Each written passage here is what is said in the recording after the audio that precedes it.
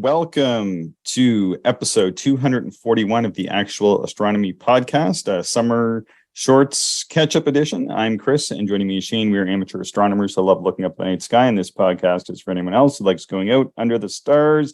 So we have a couple thank yous here. Shane, do you mind if I just sort of do a shout-out? Yeah, do it.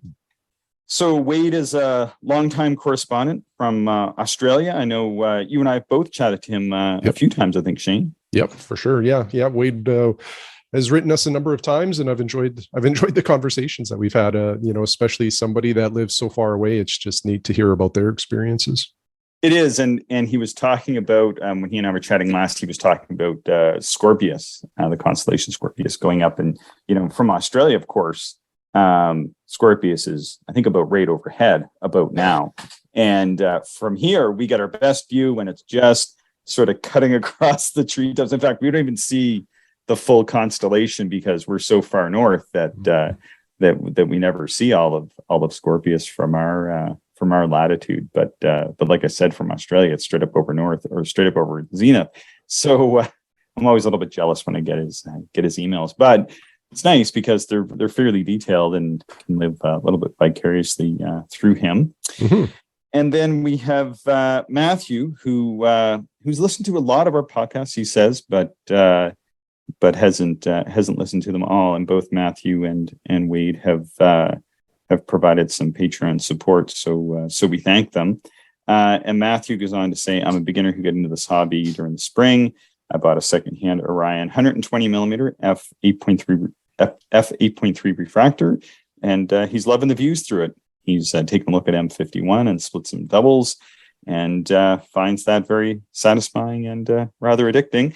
Then he's bought some really good eyepieces, and one of the reasons why I want to read this little bit from Matthew, and he did go on to provide us some great information, is that he bought the Agena Astro 2-inch Urfels in the 28 millimeter and 38 millimeter, and he prefers the 26 millimeter out of the two. And I think that's a great set of low power eyepieces. I think it's going to be pretty hard to top those. Though we said he was having a bit of trouble with 38, so part of me wondered if maybe there was some sort of quality control issue with that, because I thought the 38 was supposed to be pretty good, though I'd never looked through it. Yeah, I don't know much about either of those specific eyepieces, but I really like the focal lengths. That 38 millimeter is getting pretty close to that maximum field stop or maximum field of view. And then that 26 millimeter is just that, I think it's like almost the perfect compromise of wide field with some power.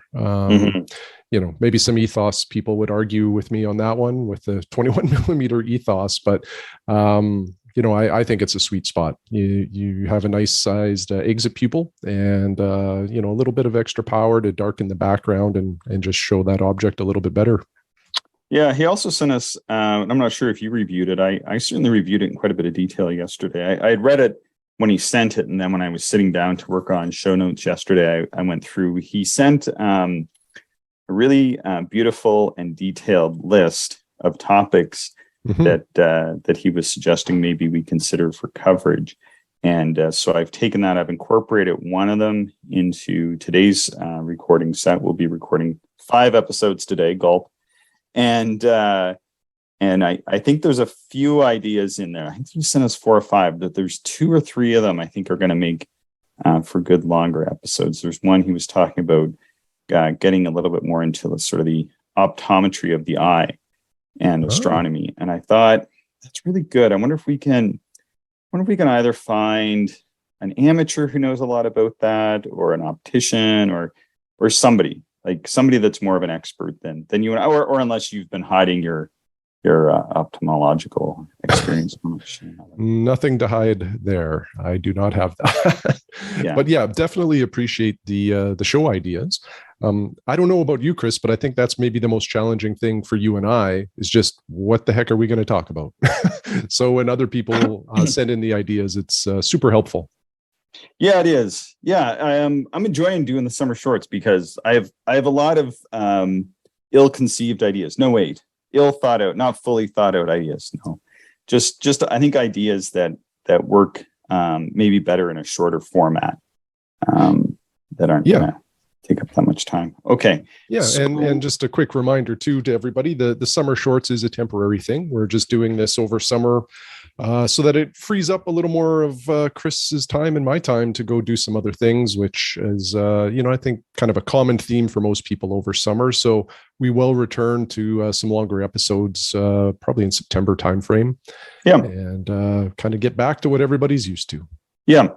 So speaking of summer, what sort of non-astronomy aspects of summer are among your favorites? Well, there's a lot of them. Pretty much anything outside, whether I'm fishing, hiking, camping in general, sitting on the back patio, like patio in my backyard, just having a cold beverage, sometimes a cigar in the evening. There's lots of ways for me to enjoy summer. Yeah. I enjoy the one of the great benefits of being in the great country of Canada is to sit out with a cold one and have a nice refreshing bowl of ketchup potato chips, which are unique to our country. You can't find those elsewhere. I've come to learn as I've traveled around. So yeah, it's very true. Those are my favorite potato chips, and something that is like a nostalgic delicacy for me is a bottle of Coca-Cola, but it has to be in a glass bottle. Oh, in the glass bottle. Yeah, it tastes not different. in a can. Yeah. So you get that nicely chilled, and then you have your bag of ketchup chips. Mm-hmm. I'm not sure there's anything better in life. I really would challenge you to come up with something better than that. So I'll tell you, when people come and visit Canada, they have to get the ketchup chips. And if you really want to be all Canadian, although you really have to be Canadian to stomach this one, is you get your double coffee from Tim Hortons, which is the equivalent of 4 creams and 4 sugars anywhere else in the world, and your ketchup potato chips on the side. If you can stomach those together, then you get a certificate, I think, that says you're an honorary Canadian. Well, I suppose I think maybe off air we'll debate the whole Tim Hortons reference or recommendation, because I just can't get behind that one. No, I can't either. That has to be some of the worst coffee ever made. But anyway, now we're going to get in trouble from lawyers. But I'm getting a call from Mr. Joyce here. Yeah. All right, from beyond. All right, let's see. So yeah, you got an eyepiece. I see you got an eyepiece in the mail. I did. Yeah. What'd you get? I received the 14 millimeter Nikon Nav SW. So that's the I think it's a 72 degree field of view, 20 millimeters ish of eye relief. Okay. I already have the 5 millimeter, which you used quite a bit a couple summers ago, and you quite enjoyed that one. And I like when I've used it, I've enjoyed it. Although I do find eye placement a little tricky with that. Yeah. Anyway, the reason I bought the 14 mil is for potential pairing with my bino viewer. I have the 13 millimeter Naglers for the bino viewer, and they're really good. My only complaint with them is the eye relief is tight. So, at times I'm losing a little bit of that field of view. Yeah. But what I love about the Naglers is they are extremely light and extremely small. So they're ideal for bino viewing. Yep. Like the Morpheus eyepieces, I think they're a little too heavy for bino viewing, at least for how I like to do it. Oh, okay. The Nikons are kind of that compromise. They're right in the middle. There's the lights, but the field of view is a little narrow, right? At 62 or whatever they are. The Delos, they're quite heavy. So like there's all of these, candidates out there, but none of them really seem to hit that lightweight, long eye relief, wide field. So anyway, wanted to try the Nikon. And it's pretty darn good. Like it is one of the most comfortable eyepieces that I've ever used. It's just so easy to, like eye placement is no challenge. You just put your eye down there and you're good. There's no blackouts or anything like that. It's sharp. We found with that 5 millimeter that it was, at least in my experience with it, it seemed highly dependent on like almost the specific telescope you were using with it. Like with some telescopes, because you'll see this when you read reviews. And I think this is a good point. You and I have found this as well. Sometimes we read reviews of an eyepiece, maybe it's an older eyepiece or one you can get used. And typically, Shane, you've picked it up and sort of sucked up that part of the portion, and then we've tried it, and we're like, you know what, meh, not really for either of us in any of the scopes that we have. And then like another eyepiece that might be, you know, really lauded, like people don't like it. Maybe like a good example is the Pentax 20 XW. Like I could never get rid of that eyepiece. I think it's just such a great eyepiece. Has such tremendous transmission. Other eyepieces that I have that people seem to be, you know, sort of tepid on at best is like the Masuyama 32 millimeter, which like, again, I love. And then recently I bought the Nagler 22, which if you read around enough, you'll find lots of people not really caring for that. So, you know, it just depends, like different scopes for different eyepieces, I guess. So anyway. Yeah. So I'm glad you got that one. Yeah. So I was going back and forth with the Nagler last night. I felt that the Nagler maybe revealed the star color a little bit better. Like I was looking at Alberio a lot, and it just felt like the color popped way more in the Nagler than the Nikon. But the Nikon, again, you know, you just can't beat the comfort. The other thing that was kind of interesting, and I've read this a little bit on Cloudy Nights about the 13 millimeter Nagler. I think the advertisement says 82 degree field of view, but a number of people said it's not. It's much smaller than that. And I would say, based on comparisons to the Nikon, they're almost the same field of view, like really close. So, yeah. So either the Nikon is understated, or you know, the Nagler is quite a bit overstated. So. Kind of an interesting observation, but they're fantastic eyepieces, and like nobody would be underserved with either one of those in their case. Well, like I gotta admit, like the difference to my eye anyway, like the actual experience in the field, regardless of what your calculations or software or anything says, but you know, the real difference between an eyepiece that is about 70 degrees and about 80 degrees, to my eye, I don't really notice that much. Like when I go from a Plössl that's about 50 odd degrees to something that's 70 degrees, it seems huge. It seems like I get this huge bump. And I remember when I bought the first Spears Wallers that were, I think they were 70 degrees. Correct me if I'm wrong, maybe they were 71 or something, had some sort of weird number. And I was like, wow, these are great. And they had really decent eye relief. I could use them with my glasses, just barely, but I could use them. Actually, I could use them well enough. And then they came out with the next series, which were 80 degrees, I think. And I remember getting them and being like, I really don't notice that much, but I lost the eye relief that I had loved so much with them. And eventually I upgraded to the Pentax eyepieces and had sort of learned my lesson there that, you know, eye relief and comfort can somewhat mitigate that additional field of view once you get much above 70 degrees. So like, you know, once you get to 72, boy, like you're kind of splitting hairs, like between 72 and a 78 degree field of view is, I don't know. It's pretty tough to see and to get much of a benefit from it. Yeah. It's not a huge difference at that point, but I'll keep messing around with both of these eyepieces. Likely what will happen is either the Naglers will be sold or the Nikon will be sold. You know, if I keep the Nikon, then I'll have to buy one more so that I can final view with it. But again, I don't think I will be sad with either set of eyepieces. They'll both perform well. Cool. Anything else come in the door? Yeah, that little Borg telescope. I got another one. That's 71 FL, and yeah, that one was kind of an unplanned. It's just it came up on auction. So the 71 FL is no longer made. I think it's now a 72 FL. It is much more expensive. Way more expensive. In my mind, it's just it's hard for me to see the value. But maybe if you're an imager, because I think that's what the real design is. It's more of an astrograph. Yeah. But the 71 FL, so it's a 400 millimeter focal length. So that's a 5.6 ratio. And anyway, this thing was essentially brand new, unused. So I couldn't pass it up. I won the auction, received it. I've used it quite a bit actually over the last week or so. And I'll be honest, I was kind of skeptical because my eyes just do not focus or they do not accommodate field curvature very well. And a refractor at f5.6, there's definitely field curvature.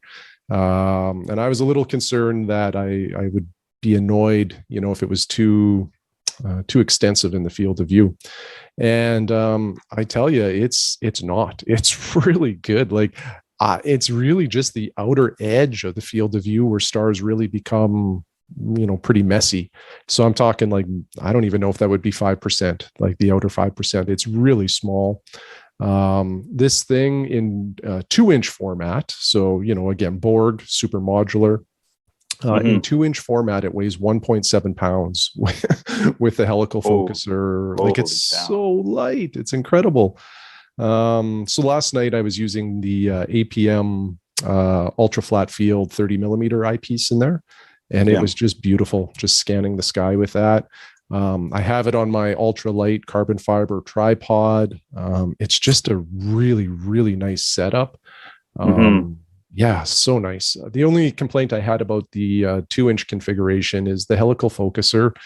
It's just not a good, it's hard to get a really nice focus because there's more vibration that you introduce when you're using a helical focuser like that.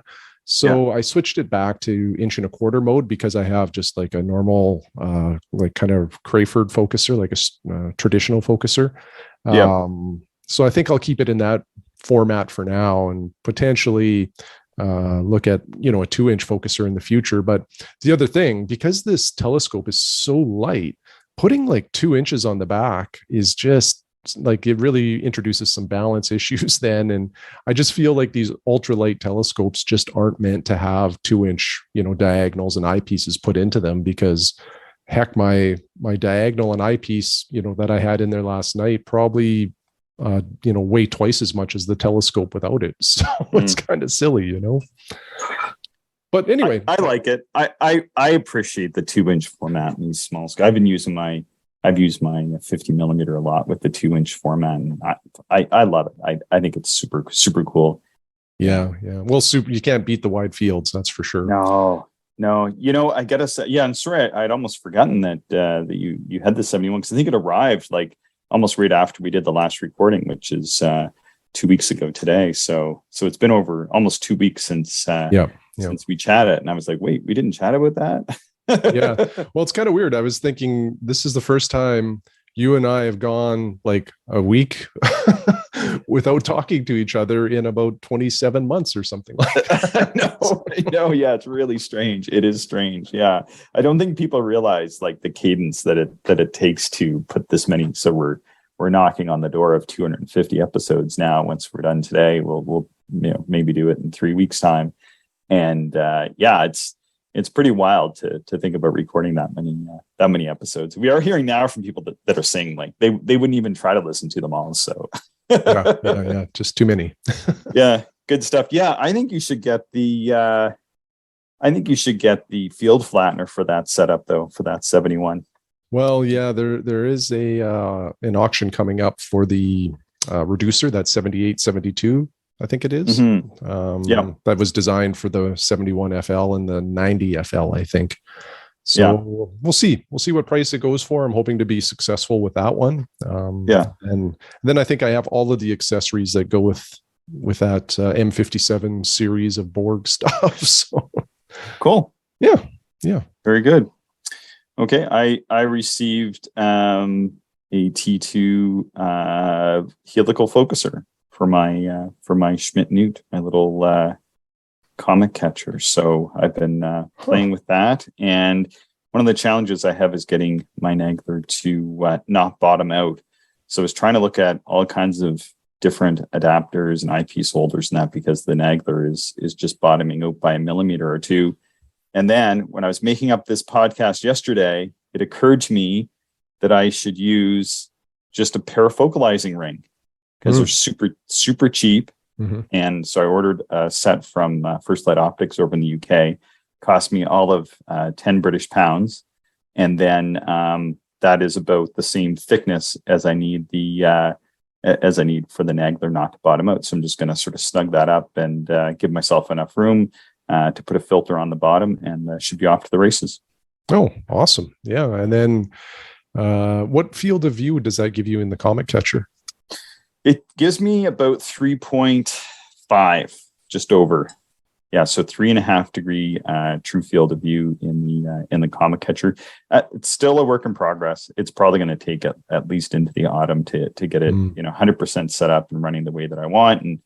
And but it's sort of been fun. We had it out last night and looked at a whole pile of globular clusters up in Ophiuchus. Looked at Comet K2 pan stars. Looked at the Lagoon Nebula and the M21. We looked at M24 Star Cloud and the Swan and the Eagle nebulas, and just panned around the Milky Way with it. And really fantastic. Ended with a little view of Saturn, but it's not even remotely aligned. I'm probably losing an inch of aperture on it anyway. So now that I'm able to really get eyepieces in and properly focus, then I got to slowly start working on the alignment, which I really don't know much about. So that's going to be a bit of an experiment here. So we'll see how it goes. I think we're getting short on time for finishing up this short. So shall we end it here? Yeah, probably a good point. All right. Thanks, Shane. Thanks, everybody, for listening. Be sure to subscribe. And we always appreciate the Patreon support. Thanks again to Wade and Matthew.